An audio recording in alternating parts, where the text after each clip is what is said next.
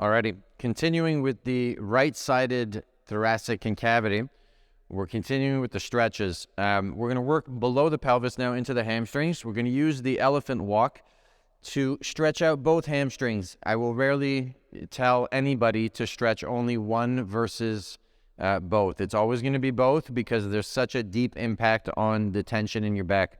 So find whatever height works for you.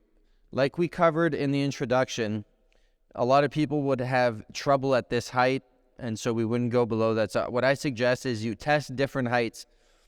This height, what we're going to do here, make sure the hips are not behind the heels. You want to be over your heels. And immediately when I lean over my heels, what ends up happening is there's a lot more pressure driven into the hand, so you have to stay nice and strong in the shoulder blades. From this position, hips over heels, we're going to straighten one leg at a time and come back and then straighten the other. What I'd like to avoid is this type of bouncing back and forth. Be deliberate. Take your time. Push one leg back. Feel the stretch. Come back.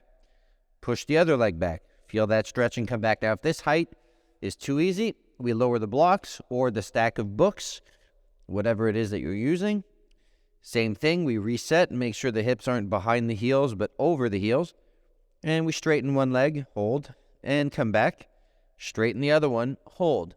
No bouncing.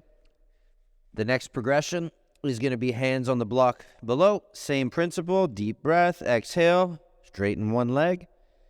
Bend. Deep breath. Exhale. Straighten the other.